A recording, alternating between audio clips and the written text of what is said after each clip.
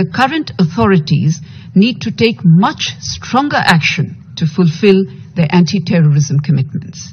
There is a significant increase in the presence of ISIL-K in the country and their capacity to carry out attacks.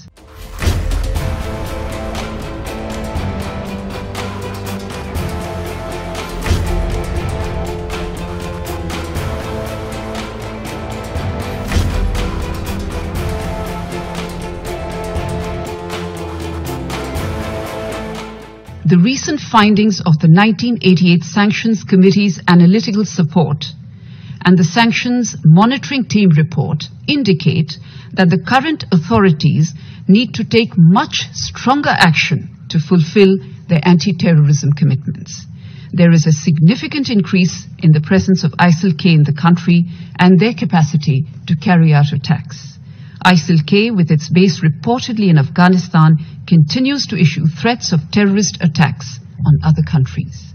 The series of attacks at religious places of the minority community, including the recent attack at the Sikh Gurdwara on 18 June in Kabul, followed by another bomb explosion near the same Gurdwara on 27 July, is hugely alarming. The linkages between groups listed by the UN Security Council, such as the Lashkar-e-Taiba and the Jaish-e-Mohammed, as well as provocative statements made by other terrorist groups operating out of Afghanistan, pose a direct threat to the peace and stability of the region. We need to see concrete progress in ensuring that such proscribed terrorist entities or their aliases do not get any support, tacit or direct, either from Afghan soil or from the terror sanctuaries based in the region. On the political front, India continues to call for an inclusive dispensation in Afghanistan, which represents all sections of Afghan society.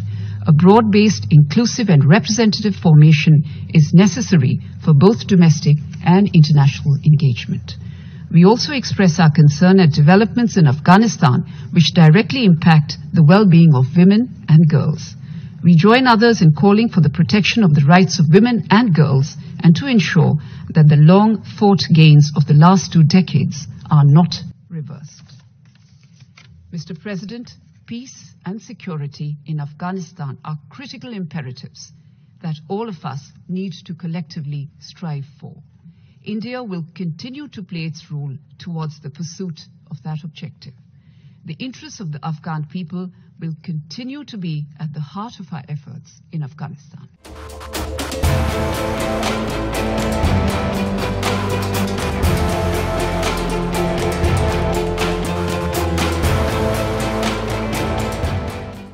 Mr. President, allow me to thank the delegation of Russia for requesting this meeting today.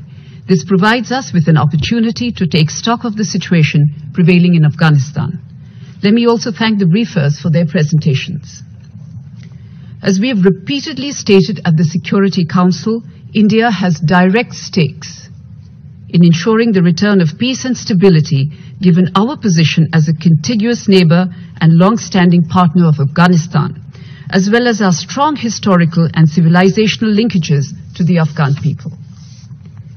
In response to the humanitarian needs of the Afghan people, as well as to the urgent appeals made by the United Nations, India has dispatched several shipments of humanitarian assistance to Afghanistan.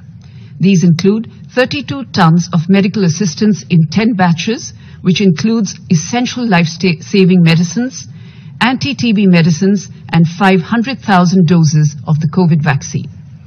These medical consignments have been handed over to the World Health Organization and to the Indira Gandhi Children's Hospital in Kabul. India has also dispatched over 40,000 metric tons of wheat to Afghanistan so far. To ensure fair and just distribution of India's wheat assistance, the Government of India has signed an agreement with the UN World Food Programme for the distribution of wheat within Afghanistan. In order to closely monitor and coordinate the efforts of various stakeholders for the effective delivery of humanitarian assistance, and in continuation of our engagement with the Afghan people, an Indian technical team has also been deployed at our embassy in Kabul. Our approach to Afghanistan, as always, will be guided by our historical friendship and our special relationship with the people of Afghanistan. I would therefore like to take this opportunity to reiterate our firmly held conviction that humanitarian assistance should be based on the principles of neutrality, impartiality, and independence. The disbursement of humanitarian aid should be non-discriminatory and accessible to all Afghans. In particular, assistance should reach the most vulnerable first, including women, children, and minorities. Mr. President, India was the President of the Security Council last August when Security Council Resolution 2593 was adopted. The resolution set forth the expectations of the international community in clear and objective terms.